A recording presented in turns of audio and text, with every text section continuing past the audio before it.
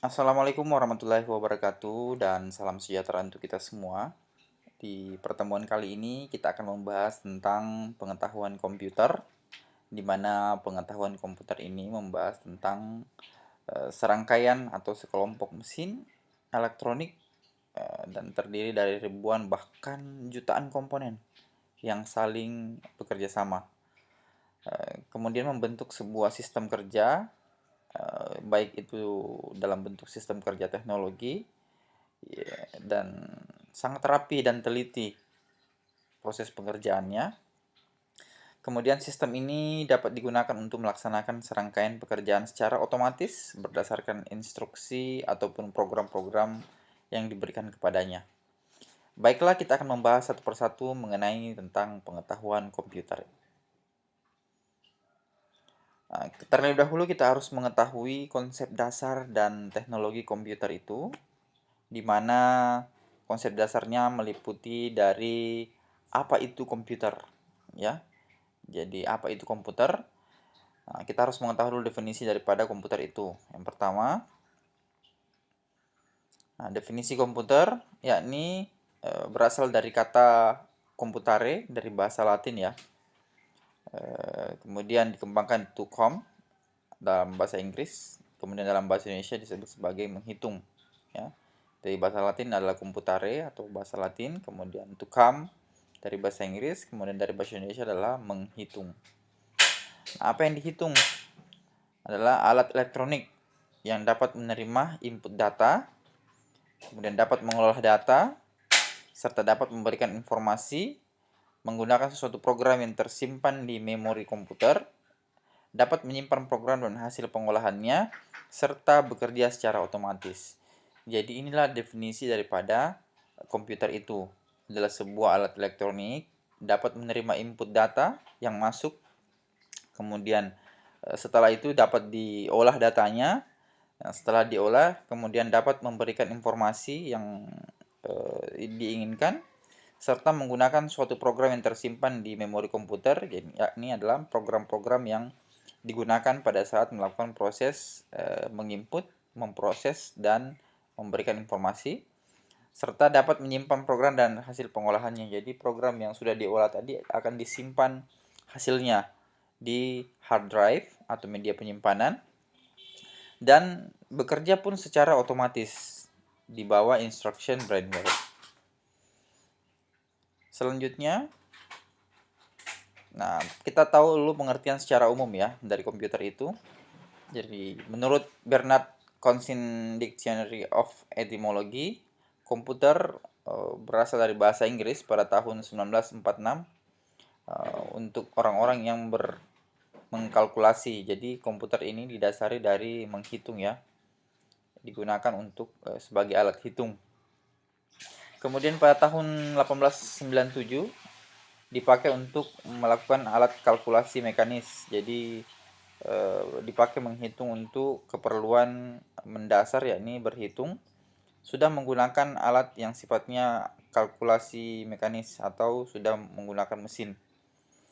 Nah, pada sepanjang Perang Dunia Kedua, komputer menunjukkan pada beberapa pekerjaan wanita, khususnya di Amerika Serikat ya, serta Inggris yang pekerjaannya mengkalkulasi jalan artileri perang dengan mesin kalkulasi. Jadi, pada saat Perang Dunia Kedua sudah mulai menggunakan komputer dalam hal penggunaannya dari sisi kalkulasi artileri pada Perang Dunia Kedua dengan menggunakan mesin kalkulasi atau mesin penghitung atau kalkulator. Nah, berikutnya komputer secara umum, yakni pengertian dasarnya adalah seiring berjalannya waktu sudah mulai terjadi perubahan-perubahan secara signifikan mengenai tentang pengertian komputer itu. Awal mulanya mengatakan orang yang dalam pekerjaannya lakukan menghitung operasi aritmetika. Jadi, komputer juga dapat diartikan seseorang melakukan proses perhitungan ya. Secara aritmetika itu bisa saja disebut sebagai komputer. Kemudian seiring berjalannya waktu dengan perubahannya, arti komputer merujuk pada suatu mesin untuk alat kalkulasi. Jadi, seiring berkembangnya waktu, teknologi, maka komputer itu lebih menitikberatkan kepada konsep alat kalkulasinya atau alat mesin. Nah, komputer di zaman modern mengarah ke suatu rangkaian alat elektronik yang dapat dilakukan banyak pekerjaan serta mempunyai banyak manfaat. Jadi, komputer saat ini adalah merujuk kepada alat elektronik yang saling berkaitan antara satu dengan yang lain dengan memanfaatkan transmisi mesin. Komputer secara umum berikutnya adalah pada tahun sekarang ini dibuatlah serangkaian komputer yang terdiri dari hardware, software, brainware. Nah, kita ketahui bahwa hardware adalah perangkat kerasnya, kemudian kedua software adalah perangkat lunaknya, kemudian brainware adalah pengguna atau user yang menjadi tumpuan utama dalam konsep dasar komputer itu. Jadi ada tiga, ada hardware, ada software, kemudian ada brainware. Konsep Tritunggal yang tidak bisa dipisahkan satu dengan yang lain ya. Jadi tiga konsep dasar dalam komputer ini harus ada salah satunya ya. Jadi ketika salah satunya tidak ada, maka tidak dikatakan sebagai komputer. Karena ketiga konsep ini adalah merupakan konsep Tritunggal yang tidak dapat dipisahkan satu dengan yang lainnya. Untuk tahap pertama, manusia harus memasukkan program terlebih dahulu ke dalam komputer. Setelah program tersimpan dalam komputer, maka komputer baru bisa bekerja untuk membantu manusia untuk menyelesaikan persoalan ataupun pekerjaannya. Jadi ini secara sistematis akan melakukan fase penginputan, kemudian fase proses, kemudian fase output, kemudian fase menyimpan. Jadi sebenarnya komputer itu apa? Jadi kita mulai melakukan pengertian secara umum ya. Jadi kumpulan alat elektronik yang tersusun menjadi rangkaian membentuk sebuah mesin berteknologi dengan kontrol sistem, operasi disertai program-program yang mampu menerima dan menyimpan data, kemudian melakukan pengolahan data, memberikan hasil dalam bentuk informasi sesuai prosedur operasi yang dirumuskan. Jadi inilah pengertian umum secara umum di mana komputer ini menjadi sebuah rangkaian operasi-operasi disertai dengan program-program yang mampu menerima, kemudian menyimpan, kemudian mengolah, kemudian membentuk sebuah informasi dalam bentuk output. Berikutnya, rumusan daripada komputer itu terdiri dari beberapa tahapan ya. Yang pertama perangkat masukan atau yang disebut sebagai input device.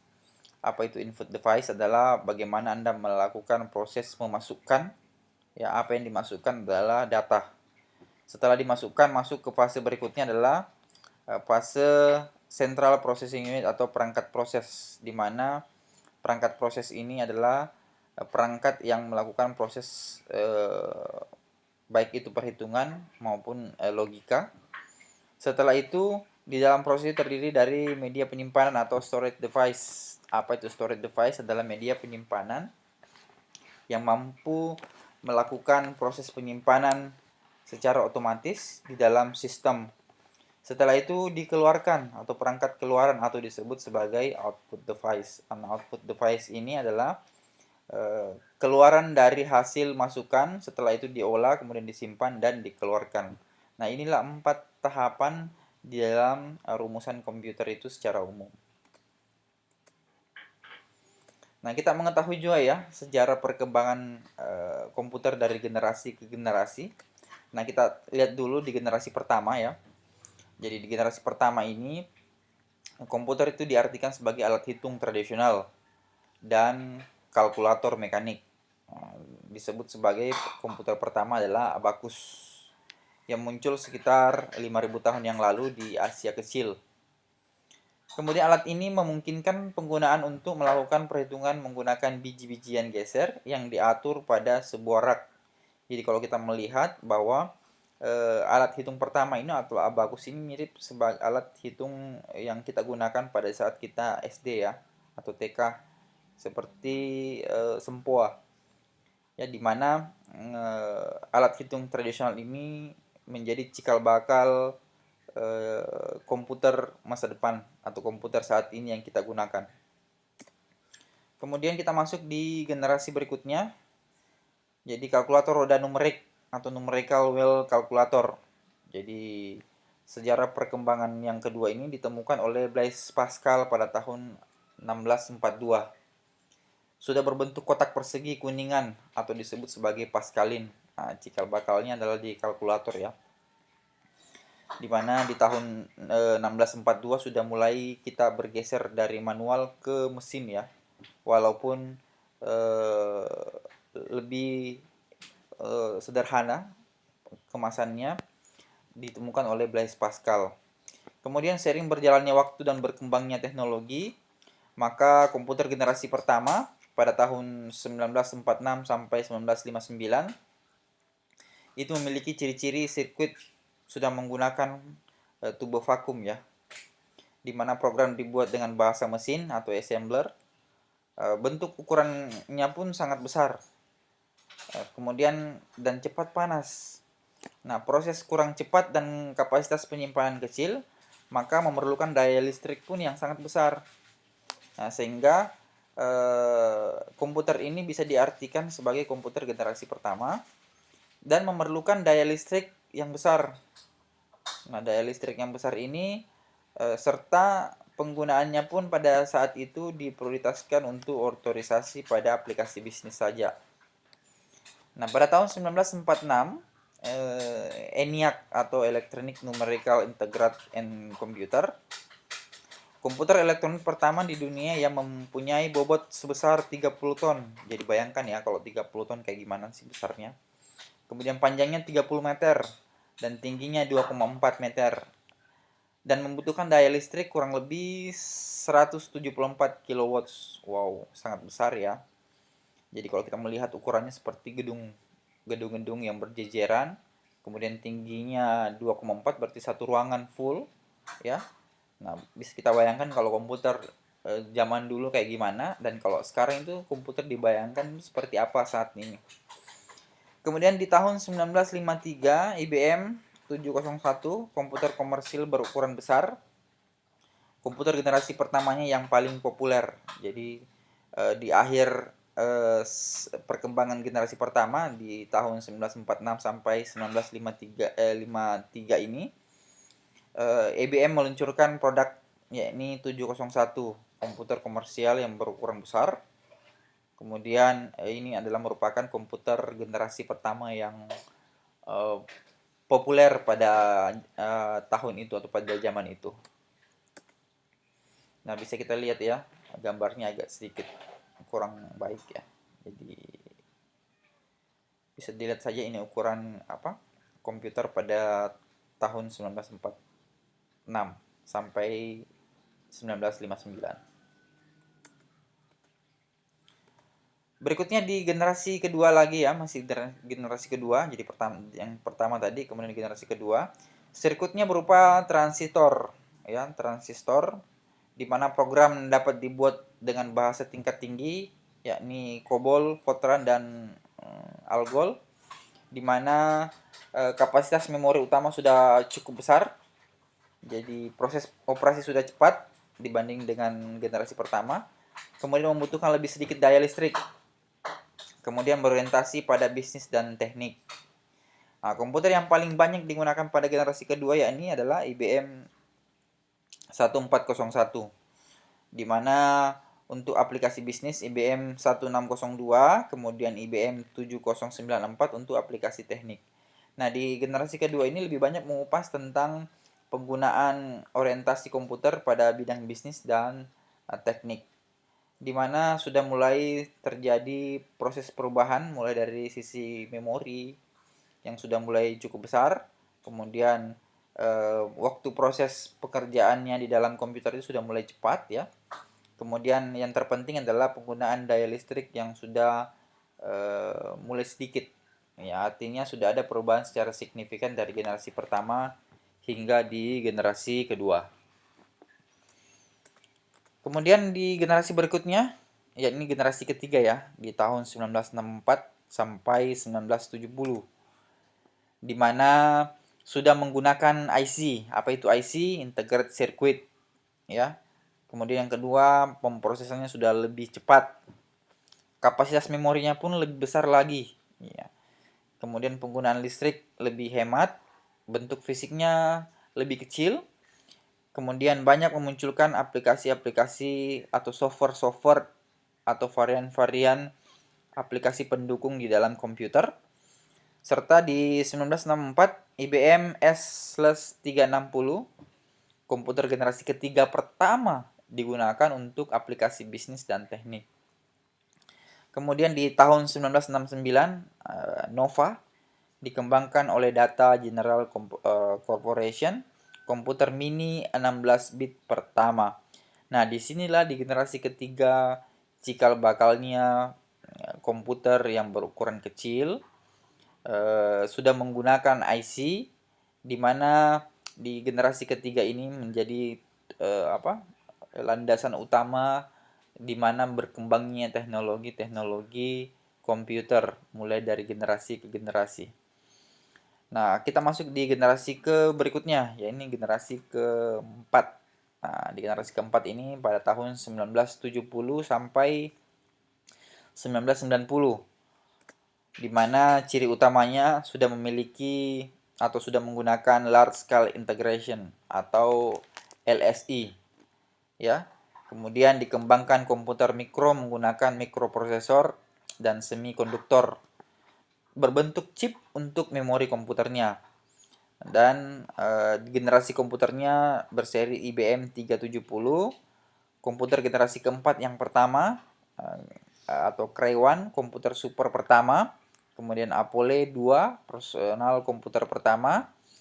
Komputer IBM PC yang pertama. Kemudian lahir juga Pentium 2, AMD K6 3D. Nah, disinilah di generasi keempat sudah bermunculanlah jenis-jenis komputer berdasarkan kebutuhannya. Mulai dari superkomputer, kemudian personal komputer, kemudian cikal bakalnya lahirlah PC pertama, serta Pentium 2. Nah, membuktikan bahwa pengaruh perkembangan teknologi sangat berarti untuk kelangsungan up to date pengetahuan kita mengenai tentang komputer. Selanjutnya di generasi kelima atau sejak 90-an, ya. Jadi kita terus bergeser melakukan proses inovasi-inovasi tentang teknologi. Nah, muncullah yang namanya Core 2 Duo atau Celeron, di mana komputer sudah melalui banyak hal tentang up to date mengenai tentang generasi komputer, di mana ciri-ciri utamanya adalah sudah menggunakan Very Large Scale Integration atau VLC. Nah, kemudian adanya mikroprosesor dan semikonduktor. Nah, mikroprosesor ini sebagai otak daripada komputer. Kemudian komputer pada generasi ini mengembangkan komputer yang bisa bercakap dengan manusia sehingga bisa meniru intelijensi manusia. Nah, dikenal juga dengan sebutan generasi Pentium. Nah, disinilah Pentium awal dimulai. Mulai dari generasi Pentium 1, 2, 3, 4, 5, ya. Sampai saat ini di generasi Core. Selanjutnya di generasi ke-6, ya, atau di generasi abad 21 atau di generasi saat ini adalah generasi masa depan yang nantinya dikenal dengan generasi titanium. Nah, di mana generasi titanium inilah generasi masa depan yang sudah kita mulai saat ini dan sudah kita mulai mengalaminya, sudah perubahan-perubahan yang sifatnya perkembangan komputer dari generasi pertama, kedua sampai dengan generasi ke-6 ini sudah mulai perkembangannya sangat signifikan, ya. Yang tadinya sudah berukuran besar, nah sekarang sudah berukuran yang sangat kecil, bahkan yang sekecilnya bisa kita genggam, ya. Ya, jadi bisa kita bayangkan bahwa dulunya itu yang sangat besar seperti gedung. Nah, sekarang sudah berukuran sangat kecil atau PDA yang bisa saja berukuran segenggam tangan. Hardware komputer yang mempunyai fungsi tertentu seperti monitor, keyboard, mouse, speaker, maupun casing. kemudian beserta isinya tidak lagi digunakan. Fungsi-fungsi dari setiap hardware komputer tersebut nantinya akan digantikan oleh sebuah perangkat yang mempunyai kemampuan istimewa. Perangkat yang mini nanti berisi microchip, mempunyai kemampuan yang sama dengan komputer, yang dapat memancarkan sinar hologram. Sinar hologram tersebut mempunyai fungsi seperti menjadi screen display dan keyboard. Jadi kedepannya itu lebih ke arah hologram. Jadi teknologi kedepannya lebih mengarah ke teknologi hologram.